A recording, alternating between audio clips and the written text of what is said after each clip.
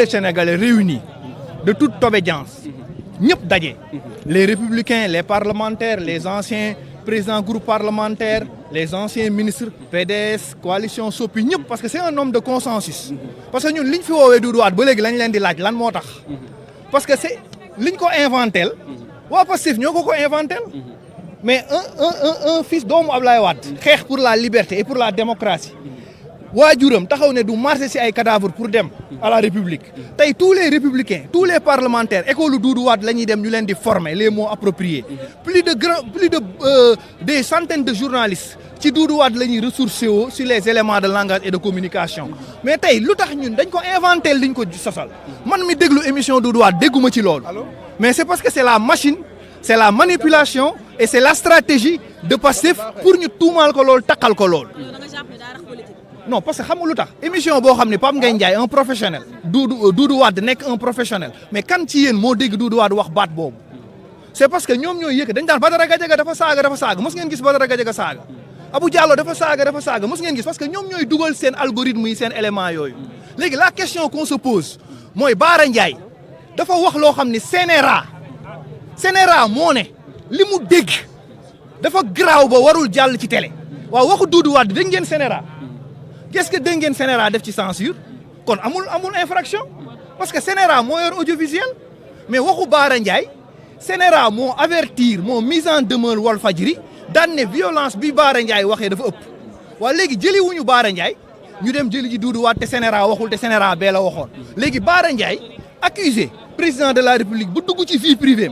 Bara Ndiaye attaqué une institution premier ministre Ousmane Sonko ne amuñu autorité waa léegi ñu bàyyi ko fa ñëw jël ci président Doudou Wade boo xam ni da doon wax di jël ay exemple koo xam ne ancien président groupe parlementaire instituteur jàngal fi ñoo xam ne tey ay juge lañu ay magistrat lañu jóge fi nekk aussi un homme de privé nekk un homme boo xam li mu liggéey fii dans le cadre privé ci domaine am mais nga jël ko indi ko yendal ko fii li ñu def c'est de trop c'est encore de montrer aux Sénégalais ñii amuñu yërmande ku dindi bourse familiale maire yeeg paa yi dindi bourse familiale handicapé yi xëcc bourse familiale étudiants yi tey nga jël mag ñi tëral leen fii yóbbu Moustapha Diakhaté fële cela prouve encore que ñii ñu nekkal amuñu yërmande amuñu kersa faale wuñu kenn te tey gis naa Abbas Fall ku toll ni président Doudou Wade nekk doyen ci conseil municipal am ku toll ni Djibril Wade di siéger ci conseil municipal am nekk maire Biscuiterie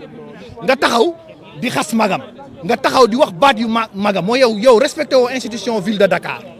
parce que boo respecté woon institution ville de Dakar di nga jox xorma Doudou Wade donc pour man tout le conseil municipal dañu war a condamner la déclaration de Abbas Fall sur Djibril Wade. geste bi nga xam ne moom la def moom nee na tey jotutoon li nga xam ne moo di convocation waaye dina indi na ñëw na en tant que. parce que c'est un républicain ñoom ñoo defar république ñoo bâtir république. waajuram Abdoulaye Wade moo defar 12 ans Sénégal. defar ci biir 12 ans yooyu mu defar Sénégal si la créé Macky Sall si la créé ñëpp Doudou Wade moo encadré ñëpp ancien premier ministre yeeg ñoom ñëpp c'est un républicain c'est un légaliste loolu moo tax mu ñëw déglu leen après dem ñibbi këram te liggéey bi jeexagul mission bi Doudou Wade am mooy république bi ñu am kenn du ko salfaañi république bi kenn du ko yàq yow boo tëlee incapable mënoo xamoo amoo fooy jëlee xaalis ba pare boole ci ñàkk yërmande soof ba pare ñàkk kersa ba pare xamoo looy def léegi jóge nga ci xale yi xañ leen seen bourse xañ leen seen i bourse dindi ambulant yi lu la dese mooy mag ñi réew nag ku fonkatul mag fonkatoo handicapé réew moomu nag jot nañu toog ñu waxtaane ko ndax réew mu ñuy tëj handicapé réew mu ñuy toroxal ay mag réew moomu di toroxal ay sëriñ ku toll ni sëriñ Moustapha Sy Al Amin di institution Tivaouane di représenter Tivaouane di représenter xalifu Tivaouane di organiser Tivaouane ñu koy saaga kenn jëful kii réew moomu nañ ko xoolaat. merci beaucoup. non justice bi moom ñun li ñu jox ñu ngi leen di jox rendez-vous ñun ñëpp le 14 parce que justice bi moom dañ koy defal sitting parce que sitting lañ bëgg a defal justice pour sauver la justice parce que problème bi du justice mais dañu war a sauver la justice sur la main de l'exécutif. merci beaucoup. Pour informer l'opinion, c'est que jusqu'au moment où je vous parle, notre client Doudou Wade n'a pas encore reçu une convocation, ni de la police, ni de qui que ce soit. C'est à travers la presse qu'il a été informé et il est venu spontanément se présenter ce matin. Il a été longuement entendu et il a apporté toutes les clarifications qu'il fallait faire. Il a répondu avec précision, il a répondu avec clarté il a répondu à toutes les questions qui lui ont été posées.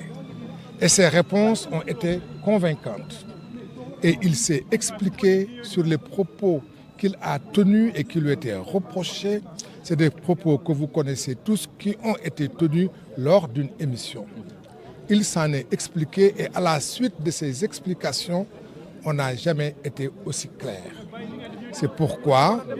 à la fin de son audition, on lui a signifié pour le moment de rentrer chez lui et de se mettre à la disposition de l'enquête.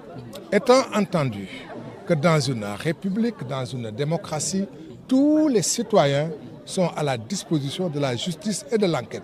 Et de ce point de vue-là, il est à leur disposition. Étant entendu également qu'aucune interdiction ne lui a été signifiée, aucune contrainte à sa liberté d'aller et de venir. Il peut aller où il veut, il peut faire ce qu'il veut. Donc pour le moment, on retient qu'il a été entendu,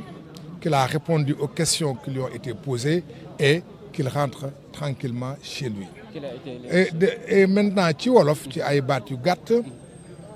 dañuy wax ne Doudou Wade ànd ak ay avocat yi ñu ràññee ci maître Moustapha Mbaye ñu ràññee ci maître Baro Aboubacry maître Babou maître Adja Diallo ak man mii ñoo ànd ak moom fii depuis ci suba depuis 10 heures ba léegi ñu bàyyi ko mu ñibbi may wax ne bi jiitu ñu bëggoon ñëpp xam ko te mu leer ci ñëpp ba tey jii ñuy wax ak yéen Doudou Wade jotul convocation du ci këram du ci faneen du liggéeyukaayam du fenn foo xam yónnee nañ ko convocation ci presse bi la dégg ne ñu ngi koy woo di ko wër moo tax tey jii ci suba mu décidel boppam ci lu ko kenn laajul waaye su ko defee dafa fekk ne dafa am fu mu teg réew mi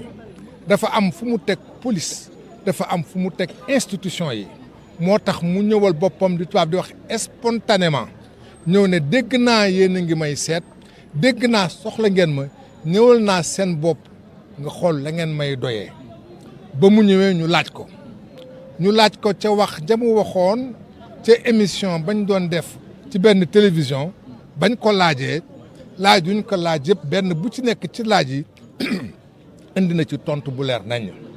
laaj bi yàgg na toogaay bi yàgg na dootul gune waaye ànd na ci ak fulla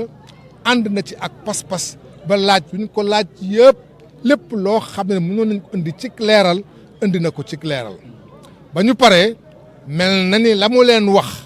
doy na leen doy goo xam ne bi leer na leeraay goo xam ne bi amul lenn loo xam mën nañ ko ci yokk wala mën nañ ko ci teg wax nag su leeree kan ka seqal laaj bu leer nga tontu ko tontu bu leer bu amul benn sikk sàkk jàpp na ne mënees na jàpp ne loolu tax na ñu ne ko na dellu këram toog waaye dañ ci yokk ne dañ ko ne da nga toog di ñu déglu justice nag ak police ak gendarmerie ñëpp seen disposition la ñu nekk amul kenn ci ñun koo xam ne kii yaa ngi yeewoo fii Sénégal te nekkoo ci disposition justice nekkoo ci disposition police wala gendarmerie kon comme noonu la moom mi ngi seen disposition ma ci yokk ne dinañuy faral di gis ne nit ñi nga xam dañ leen teg tuuma te tuuma googu mel na ne am na lu ci am wala lu ci amul ñu am lu ñu leen di leen tere ci seen dem ak dikk ak ci seen àq ak yelleef am luñ ci wàññi am luñ leen ci nootuñu ko ci dara newuñu ko tere nañ la dem newuñu ko tere nañ la génn newuñu ko tere nañ la tukki wala nga toog kon jàpp nañu libre na mu nga këram ba saa ñu ko soxlaatee suñ ko way mu wuyu si leen merci beaucoup. pour d'abord gërëm avocat yi nga xam ne ñoo ànd ak man am na nekk nañu sama wéetal fekk naa fi aussi ay alkaati yoo xam ne yi ay personnel de police yoo xam ne yi ay la yéwén aw ma lu ma leen sikkee entretien bu guddi nii nag 11h ba léegi yenn saa yi dina am ay kaddu yu juuyaloo